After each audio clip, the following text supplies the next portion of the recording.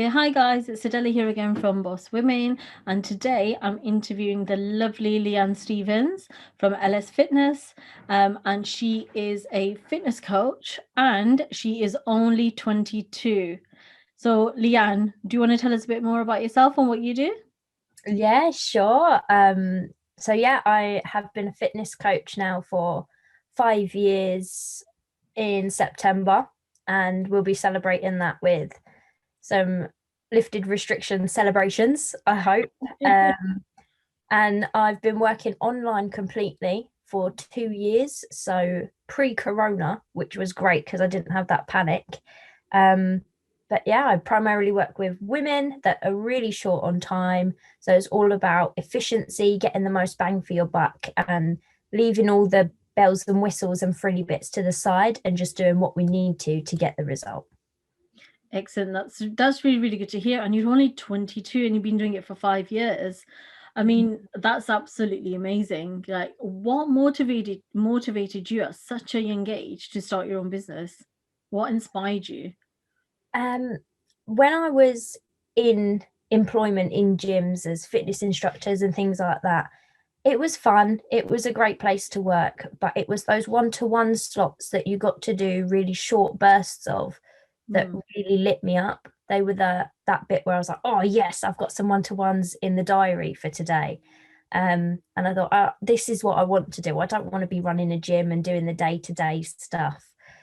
So I just started doing it on the side around my shifts, and then now I just say I'm not a very good employee, so I had to stick with it. Oh, do you know the thing is though, when you've been employed for so long, um, well, not employed, sorry, self-employed, as you said, for so long, it's hard to go back to actually being employed by somebody. Because Mm, then do you feel like you've got the restrictions, like, oh my gosh, you have to take your lunch at this time, you have to be here at this time, you have to leave at this time. It's like you want to leave, but you can't leave, and you're like, what's the polite way of leaving? And you've got that little thing at 5 o'clock every day. Oh, it's my time to leave, but how do I kind of shut the computer down and just leave? Because you try and be polite about it, and right, it's 5 o'clock, I'm definitely. leaving, bye. Yeah, and just working from your own initiative. Yeah. Like in the beginning, it's always nice in a new role to kind of be told exactly what to do until you find your feet. But once you've found your feet, it's like, can you just leave me alone? I know what I need to do, all right? Which doesn't go down well with a boss. No, it doesn't. Definitely not. Especially at a young age, they're probably thinking, really? We're like, no, I know what I'm doing. Just go away, leave me alone. So then, so that comes on to like, so before you started your business, you were working in gyms. Have you always worked in gyms then, or were you doing other stuff as well in between? So when I started doing my qualification at college, I was doing that 3 full days a week, like 8 till 5. Yeah. Then 4 other days a week, I worked 8 hours in McDonald's, of all places. His qualification and then go to McDonald's. It worked perfectly. But after the first year, I had a level 2 qualification, so I could teach classes, do inductions, supervise the gym floor, that sort of thing. So that's when I thought, right, well, I'm just going to get my foot in the door in the industry, take whatever job I can find at the moment, just so that I can start getting that experience immediately. So Yeah. that then by the time I'm qualified, I am a year ahead of everybody else Mm. that's just qualified as well. And it worked an absolute treat. That's it. So it seems as though you're very entrepreneurial and kind of like a go-getter from like a very, very early age anyway. Because if you're already thinking while you're doing your qualifications, I want to go get my experience whilst I'm doing my qualifications, I'm going to be like 10 steps ahead of everybody else. So that Mhm. automatically just kind of puts you, it's like your mindset was tuned in order to kind of put you forward anyway. So I mean, that in itself is very inspirational. Where do you think, or looking back, where do you think that that's come from then? Is that something that maybe you've been networking with people that they've kind of taught you this, or it's just something that's inbuilt in yourself, or I think it probably came from kind of just the way I grew up. I had a natural gift academically, mm, and fell short in the common sense sector subsequently. But because of that, I then really enjoyed studying, being academic, all that sort of stuff. And I had a hobby growing up, so that instilled discipline as well. So then when I got older, and gradually you have to take charge and responsibility for more and more of your life, um, I had the same mindset, in the sense of, well, this is how it's always been done, so this is how I'm going to do it. Because to me, it wasn't so much the big picture, the long term. I was thinking, well, if I can get in a gym straight away after the first year, then I can start implementing what I've learned. So it's not just theory that I'm going to forget. It's stuff that I'm practicing every day, and would make me, more confident, really, because it's always so daunting when you start anything new, let alone a new career. Yeah. It's just, I just wanted to dive in head first and get confident. That was the main driving force. Yeah. So what was then, so when you decided to start your business and you got all your experience and you did all your qualifications and things like that, so when you first then decided to start your business, what kind of action did you take? What steps did you take? For anybody listening out there and they're thinking about starting their business, or they have just started their business or anything like that, like what is it, that what can you say to them that's going to inspire them in terms of how, what you thought about and how you did it? What steps did you take? So my mindset at the time wasn't that I'm going to start a business. It Mm, was, I want to do more of the bit that I really love. And mm, if I get paid for it, that's a bonus. So I started just posting kind of valuable content and informative content on local Facebook pages where it was allowed, and on my social media, but not like a business social media. It was still very much personal, but this is what I'm doing. And got a little bit of interest there with people that I knew. So it wasn't just picking up brand new clients. And that took a bit of pressure off because I knew the person. So I know they already like me, they already understand me, and they respect me because they're asking me to do this service for them. Um, I would say to anyone just starting out or thinking about starting out that it doesn't have to be a success immediately. It mhm, doesn't have to be.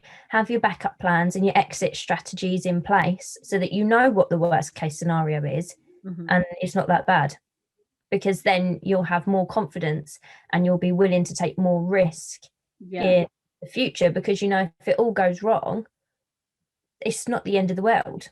yeah.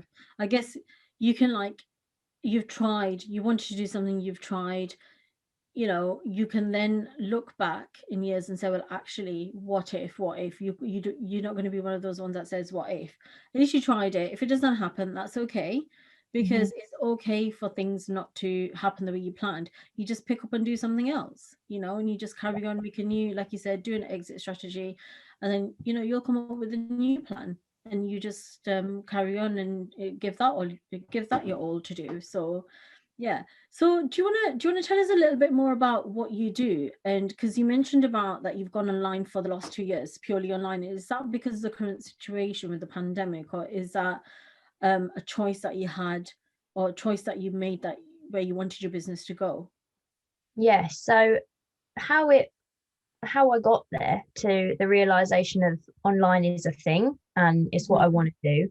I had built up my experience working in various different types of gyms, mhm, with very different clientele, very different atmospheres. And the one that I was in at the time was kind of a budget friendly local gym that people mhm, from all walks came into. So it was a very vibrant and diverse kind of environment. And I thrived in that environment because I could chat to anyone and everyone. That's mhm. another skill that I just managed to master. Um, and I had a full roster of clients. I Mhm. could not fit any more in. I was doing 16 or so hours a day, Wow. napping in cupboards. The burnout was just diabolically real. Yeah. And it was not glamorous. So I thought I cannot continue like this, because I would physically dread getting up and going to work the next day, and then I couldn't sleep because I was overtired, and it just became this horrible cycle. Mhm. um, but I wasn't charging, high end rates, Mhm. um, and I didn't really want to drop my income just to Mhm. have a couple more hours in bed. To me, that was lazy. Yeah. So I found that online was an option, and Mhm. I started to look into it and learn a little bit about it and how it worked. And because it's such a new, even now, it's still a very new method of delivery with coaching and training. It's Mhm. only now that we were all forced into it that it's just become normal very quickly. Mhm. Um, so most information all came from America. So I got an idea together on how I wanted to deliver it to my clients. And over time, I phased out the super early and the super late clients into completely working with me online or referring them to another trainer that had availability for them. And then with my current clients, for those that were a bit more experienced, they knew what they were doing, we started to work in a sort of hybrid model.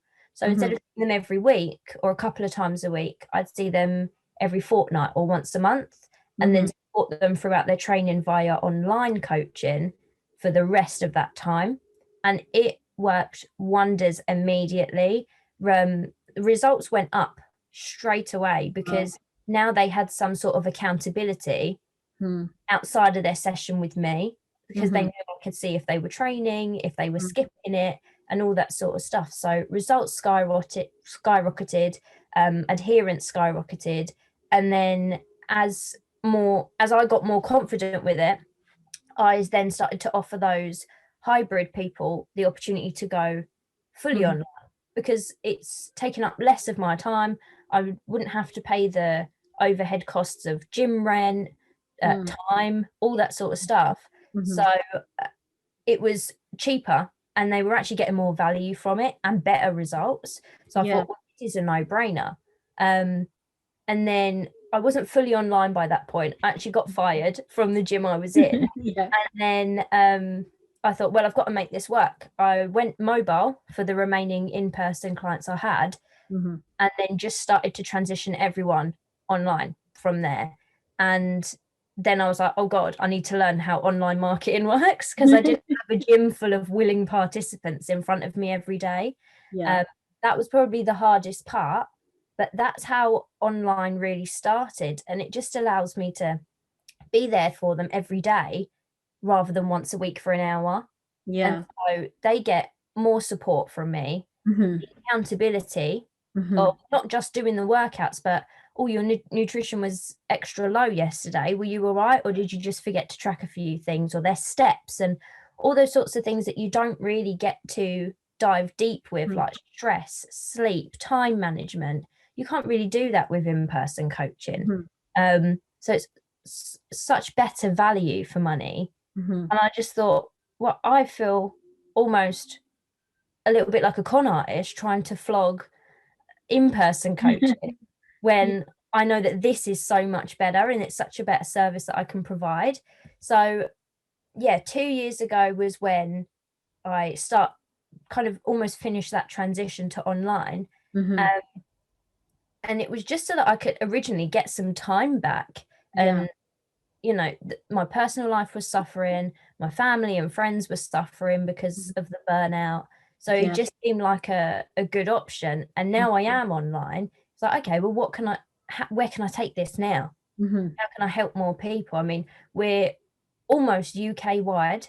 We Mhm. just need Northern and Southern Ireland, and then we've got Britain on lock. Wow, excellent. Lockdown, 'cause that's a naughty word. Yeah, those are my two immediate goals at the moment. Get a client in Northern Ireland, get a client in Southern Ireland, Yeah. and we've got it. And then it's going to be worldwide, right? So next thing after that. Go international, not necessarily worldwide, because I don't know how I could cope with the different time zones if they're too far apart. Do you know, that's something for you to look into. That's going to be a whole other interview in itself. That is, how Oh are you God. doing with the time zones? So with this in your I'm really intrigued then with your business with this fitness, what is it that you were doing in person with people and then what is it that you're doing online? I know you mentioned like is it specific things that you're doing? Is it classes that you were doing in person and are you doing classes online? How is all that? And do you concentrate like for example, if I came to you and I said I need a flat belly or I need to sort my thighs or something out. Do you work on specific things for people or how does it work? So in person, I Yeah. was doing everything I could to maximize my time. Mm-hmm. One-to-ones, classes, group sessions, workshops, literally anything I could think of. Mm-hmm. Um, but the time I'm in the gym for 16 hours, then I've got to plan the rest of it in those hours outside of it. It just wasn't going to work. Yeah. Online, I do teach a Zumba class, Mm-hmm. mainly because I really just enjoy doing it. Mm-hmm. It's not something that I really push in the market in a lot. I have some ladies that just love Zumba, love coming along, um, but it's not like a big source of income for the business. It's literally just pocket money. Mm-hmm. But my main work online is one-to-one, Mm-hmm. and that's with mainly weight loss, um, because busy women tend to not focus on their bodies because Mm-hmm. they're so busy doing everything else. Mm-hmm. And most of the time, it goes one of two ways: weight gain or weight loss. Mm-hmm. Um, and so that's where I come in to help them get back to that neutral. Um, Sorry, what was the rest of the question? What do I do online? Yeah, what is it that you're doing on specifically then to kind of help them? And in terms of, I know you do sort of like track what they do. Do you help them with the food side of things as well? Yeah, In yeah. So we work with tracking food, which is just another app on their phone they can download for free, super simple to do. mm-hmm. And just teach them how to do that. And Mm-hmm. then inevitably they start to learn how many calories are in what types of foods Mm-hmm. that maybe they didn't realize. And that can be a big eye opener for them. Mm-hmm. But we use it as a tool. So in the beginning, it's very consistent over quite a long period of time because they need to get used to it, get comfortable with it, confident with it. Mm-hmm. Uh, but once their knowledge hits that point where, we tend to eat most of the same things Mm-hmm. all the time. So we don't need to track the same thing every single day just for the fun of it. So Mm-hmm. then it becomes a tool that we Mm-hmm.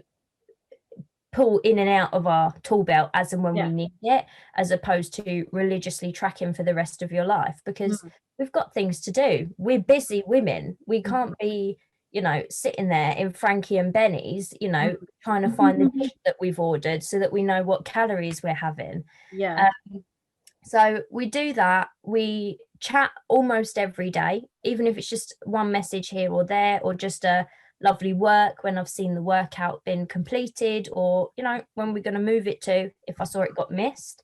Yeah. Um, and then each week we'll do a full check-in that kind of zooms out from the everyday conversations Yeah. and look at the week as a whole. What was good, what wasn't so good, one actionable thing we can do the Mm-hmm. coming week to improve on it. Because I don't strive for perfect. It's never Mm-hmm. going to happen. Mm-hmm. And when you're busy or you've got a change in schedule, perfect is going to look different every week. Mm-hmm. Because like if you're traveling for work, you've got hotel rooms, you might not have a gym, or you might have a gym and a pool and a sauna, or you could have no fridge and you can't bring any of your own food with you. You have to eat out if you're entertaining clients or Mm-hmm. suppliers. So it's all very, very flexible Mm-hmm. to work for that individual. And then we look at stuff like sleep, time management, stress management. Mm-hmm. So it's been called a very holistic approach, but I don't always use that word just because the connotations are different for everyone when you use that word holistic, but a Mm-hmm. well-rounded approach more than just exercise and nutrition. Yeah. I mean, I think that's really good. I think that that's what sets you aside from everybody else, actually, is the fact that you do an all-round or holistic approach to these things. So not only do you do the food, then you do the exercise. So if somebody said to me, "Oh, I've got a fitness coach," I would automatically just think that they do exercise once a week with them, and then they've got to go off and do their own thing for the rest of the week. Mm. But yours is absolutely brilliant because you've now moved it online, which is the whole working smarter, not harder kind of motto that people go by, which is absolutely brilliant. So you've got all that time back to yourself, but at the same time, not only are you providing the same service, actually you're providing an even better service to all your clients, because you're providing them with all the extra bits and pieces that you do, and then you've got the whole time management, sleep management, and that would be absolutely excellent for, I think, you know, a lot of women on this Boss Women and other people like entrepreneurs, you know, running around the country, because I know I travel a lot and I actually find it hard to find things that I'm able to kind of just pick up and kind of eat, you know, rather than chocolate, um you know, while you're traveling around and things like that. So it's absolutely brilliant actually that that you do that, and I think that's what makes you different in that way. So then, I mean, going on from there then, because you've moved it from in person to online, and because you've been doing it for so long at such a young age as well, is there any ups or any downs that you came across that you would kind of like to give advice to people about? I think the biggest down is women, or just something that keeps the bills paid, too self-employed, and Mm, you have that panic. mm. You're fine for a while, and then you panic after a couple of weeks, and you think, "Oh my God, what have I done? I've I've ruined my life. What have I done?" But I mean, when I first started, that first month I went self-employed, I made no money, Mm, absolutely zero. yeah. And I was just grafting for the whole month, trying to book in like client consultations, taster sessions, all Mhm, that sort of stuff. mhm. Um, and there was just nothing, nothing. But then that next month, in that first week, I had enough money to pay the bills from new clients signing up. Wow. That's So that was a low and a high all in one. It mhm, was, oh my God, what have I done? I mean, I had saved 1 month's worth of bills mm, as a backup. And I was like, what have I done? I know I can pay this, but if it doesn't work next month, what am I going to do?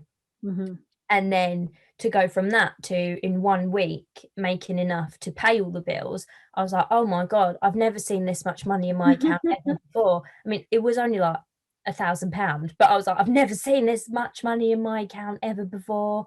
And I just thought, wow, this is a piece of piss.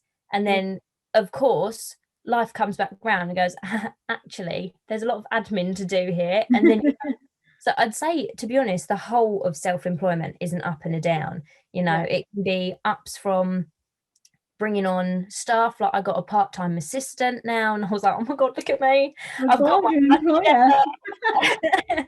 And then there's other days where I had like 3 clients. For one reason or another, their finances just dropped with the current situation, redundancies, all of that. And my heart fell out the bottom, you know, because you Yeah. just think, oh God, what if loads of clients have to do this? Because Mm, it's something I have no control over. yeah. So it's one of those things that you think, oh my God, like Yeah. how can I prepare myself for this, or have a, you know, a safety net or a buffer? And I mean, there have been times where you just sit there. The other day, I just took the day off work, cried, and sulked in bed because so many clients had to drop off Oh. for personal situations that I couldn't help with, I Mm, couldn't do anything about. mm, And I just thought, oh, this is it. It's all going to come crashing down now. And I mm. have that thought at least a couple of times a month. This is it. It's all over. And then there's other days when you pick up like 2 new clients in one day and you're like, oh my God, get the gin out. You know, it's just one big roller coaster. And I think if you're looking for an easy life, don't go self-employed. But it's got its benefits, and it's you know, anybody thinking about it, you can, I guess you can do it. Just be Mm, prepared for what's coming, like ups and downs. But this is why it's always good to have a network around you, I think, as well, though, you know, because you have people there to support you. Have you got something like that that you can turn to, or yeah. Last about just over a year ago, I was writing down in a notepad different Mhm. ways to market online and offline. Mhm. Um, and on offline, I wrote networking because we were in person and stuff then. And Yeah. that was the one that I just thought, oh my God, that is awful. It was fear, anxiety, butterflies. And I thought, Yeah. that's obviously the one that I've got to do, but I don't want to do it. And Yeah. then I went along to one networking meeting as a visitor, and I stood up, did that 60 seconds that you do where you say what it is that you do and who you are. I sat down and my legs were Oh. shaking so bad. I was sweating. Um, and then I went back every month after that, uh, because it was such a nice environment to be in, because being quite young as well, there's not many of my peers, maybe I could count them with less than one hand, Mm. that do own their own businesses or companies Mhm. and do understand those sorts of struggles. So Mhm. having a network, and it's an all female network as well, um, it just gave me that community that I needed, Mhm. because it's not quite the same when you want to vent about a tax issue or something to your mum, who just has no idea what you're on about, and just goes, "Oh yeah." Whereas in a network, they go, "Oh, I had that problem before. This is what you need to do, Yeah. or these are some options, or you should speak to this person." And it's just having that network is great for building connections and potentially referrals and bringing in business. Mhm. But for me, the friend side of it and Yeah. the personal side of networking has been an absolute godsend, because I was so isolated before, and I Mm. would just sit with all of those stresses, anxieties, issues that came up. Whereas now I've got pretty much loads of friends that I can just say, "Oh my God, look what's happened." And they're like, "Oh, babe, I know it happens. Just keep your chin up, keep pushing." Yeah. Sometimes that's all you need. You don't need a step-by-step plan and an answer. You Yeah. just need a bit of encouragement from people that have already done it. Yeah, I think so. I think that's the power of networking as well, because and you're rightfully saying that, you can just go, you can pick up the phone and you can vent to people, because like being self-employed, it can be lonely, and I think a lot of people struggle with that as well. Yeah. I mean, whereas in work, if you're working and you're employed somewhere, you go off and you have a team meeting. If you're self-employed, where are you gonna have a team meeting with yourself? Like, is that's that's where you're going for your networking, is like your team meeting, really, isn't it? Mm. But yeah, it's absolutely brilliant that you do that, and it's good for people to know that we have like this network here as well, on Boss Women, for people to come and ask any questions. I'm sure you'd be happy to do that if anybody needed any advice or any help or anything. um and And then, because of the current situation as well, I know you've gone online, but with the whole situation with the pandemic and things like that, how are you generally now attracting customers? How are you getting your customers and clients in? Is it all purely social media since you've gone online, or and obviously networking? But how else do you do it? Or Yeah, so I post on social media regularly, at least once a day, pretty Mm. much, because consistency is what we need, and not everyone sees every post. So you have to be posting all the time, Yeah, um, and good posts. Don't just post for the sake of post. yeah, Do show off what you're doing, show off what you've achieved, show yeah, off what you know, mm, um, and why people should care. And mm, then most of my clients come through Instagram mainly, okay, yeah, because I do a mixture of photos, videos, graphics, and stories. People get to feel like they know me mm, before they even reach out and say, "Hey, how does your coaching work?" mm, Or, "Oh, I've got a goal." They already have built up that trust and they like you hmm, before they've even got to that point. yeah, So it allows me almost to, when you sit on QVC and you watch it for so long, you're like, "I need that toaster." And you didn't need a toaster 20 minutes before, but now you've been watching them interact, and that's the joy of video as well. You can see the person's personality hmm, before. And I mean, I'm quite a sweary person. I'm a bit explicit, and that falls into my coaching as well, because Yeah. it's too much energy to try and be super, super professional. So I make sure that I'm still my sweary self on Yeah. Instagram. Yeah. The other day, a lady messaged me, she's like, my 12-year-old loves you. And I was like, your 12-year-old? You're like, No, it's oops. fine. We have a swear jar at home. And I was like, oh, okay. So yeah, I mainly get clients through Instagram and networking, Yeah. but networking doesn't bring me as that many clients at Yeah. all. But I still wouldn't say that it's not worth it, because I've been able to even just put my friends in touch with professionals that I know are going to do a stellar job, Yeah. because I would have met you if it wasn't Mhm. for networking, and I Yeah. probably still wouldn't have a will or Yeah. any assets, organized. So it, networking is such a good investment Mm. into yourself and also your business. But for me, the value doesn't come from the business that I've got from networking, it's come Yeah. from the personal side of things. Yeah. So Instagram is the main place that I Mhm. get my clients. I do post to Facebook as well. However, that's more just like my aunties and my cousins, like, oh, you're doing great, babes, love it. So it's not really generating business, but it's still there, because Yeah. regardless of the vanity metrics of likes, comments, all that sort of stuff, there are people watching that Mhm. have watched me for years, not Yeah. liked a single thing, and Mhm. then will go into my DMs and say, hey, I've been watching you for years. I really love the content and I think you'd be the perfect coach for me. Here's Mhm. what I want to do. Yeah. So it's really important to just do it regardless, because Yeah. it's not, you never know who's watching. There is someone who's always watching. So you've Yeah. just do it anyway.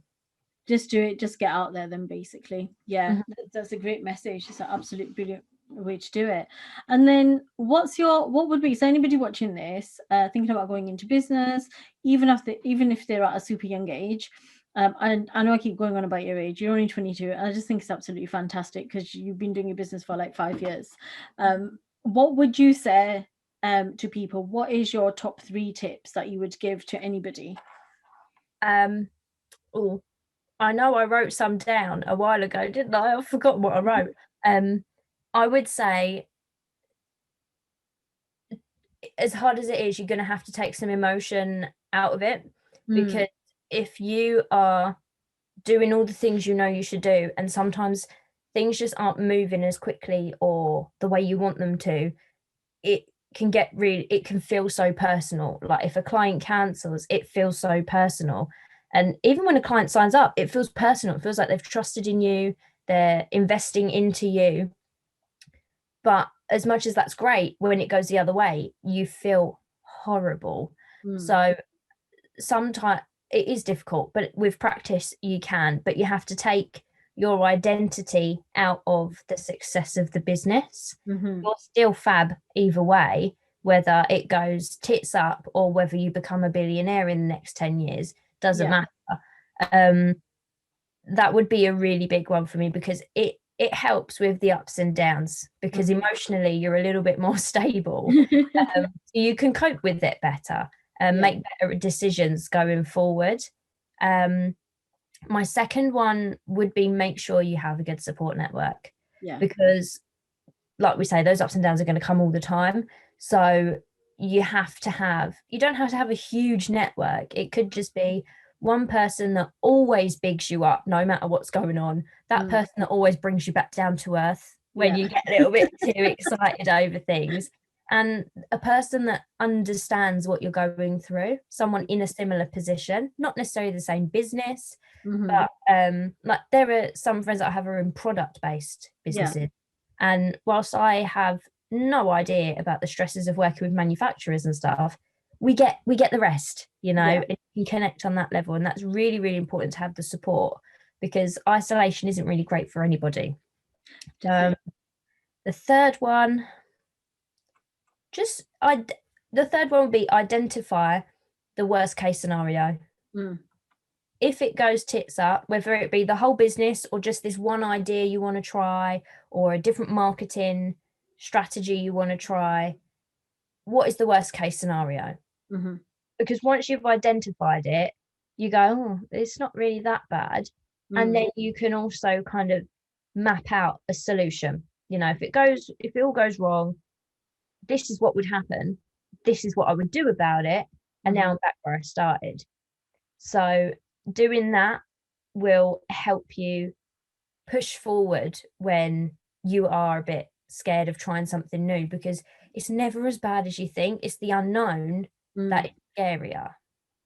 Yeah, that's actually so true. That's absolutely true. If you don't know what's going to happen, it's that fear factor as well, I think, then that people do have.